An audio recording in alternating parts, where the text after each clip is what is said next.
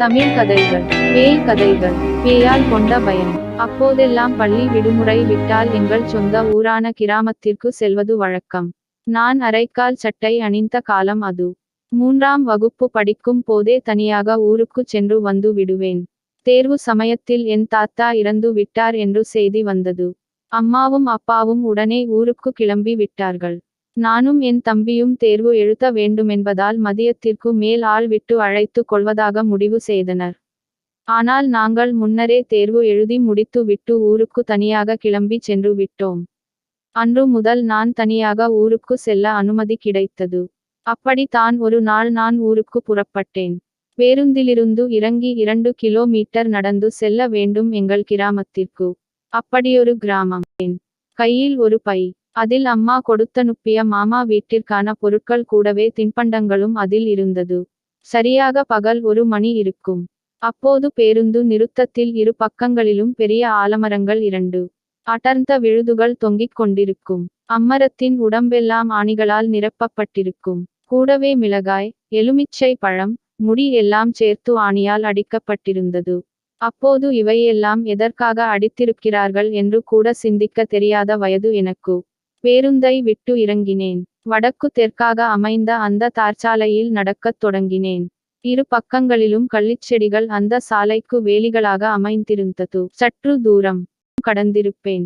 எனது இடது கை பக்க முள்வேலியில் எருமை மாடு சப்தம். மிக அருகில் தான் இருக்க வேண்டும் என்று தோன்றியது.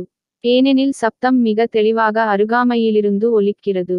நமது ஊர்க்காரர்கள் யாராவது மாடு மேய்த்துக் கொண்டிருப்பார்கள் என்று சற்றும் முற்றும் பார்த்தேன். கண்ணுக்கு எட்டிய தொலைவிற்கு யாருமில்லை. எருமை மாடும் அங்கு இல்லை.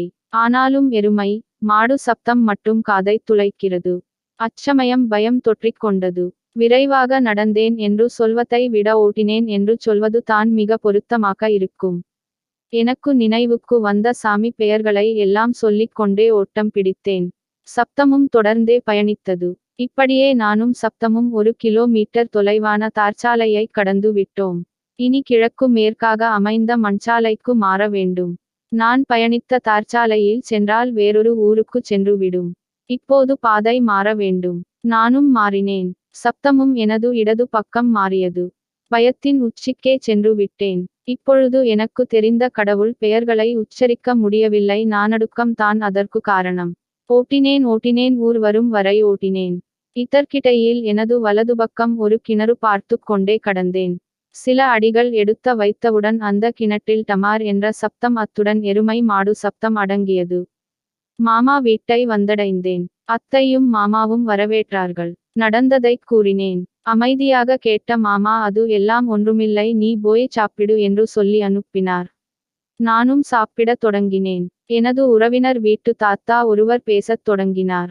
அந்த ஆலமரத்தில் அடிக்கப்பட்ட ஆணிகள் எல்லாம் பேய் விரட்டிகள், பேயை விரட்டி வந்து அடித்த ஆணிகள். அங்கு எப்போதும் பேய்கள் நடமாட்டம் இருந்து கொண்டே இருக்கும். நமது ஊரில் யாரேனும் மருத்துவமனையிலேயே இறந்து ஊருக்குள் கொண்டு வந்தால் அந்த பேய்கள் எல்லாம் அவர்கள் கூடவே வந்து விடும். பின்னர் அவைகளை அந்த ஆலமரத்தில் அடக்கி விடுவோம் என்று கூறினார். கூடவே வழியில் ஒரு மின்மாற்றி பொருத்திய மின்கம்பத்தில் விட்டுத்தகராறு காரணமாக இளைஞன் ஒருவன் ஏறி மின்கம்பிகளை பிடித்து இறந்து விட்டதாகவும் அவனுடைய ஆவியும் அங்குதான் சுற்றித் திரிவதாக சொல்லி முடித்தார். எல்லாம் கேட்டு விட்டு தூங்கச் சென்றேன். பின் கடுமையான காய்ச்சலோடு எழுந்தேன். மருத்துவமனைக்கு என்னை அழைத்துச் சென்றதோடு மந்திரக்கவும் அழைத்துச் சென்று திருநீறு அணிவித்தார்கள். 2இல் ஏதோ ஒன்றின் காரணமாக அடுத்த நாள் காய்ச்சல் சரியானது. இந்த பதிவை கண்டு களித்த அனைவருக்கும் வணக்கம். எங்கள் ஜீவன் ஸ்டோரி யூடியூப் சேனலை மறக்காமல் சப்ஸ்கிரைப் செய்து ஆதரவு தாருங்கள். நன்றி.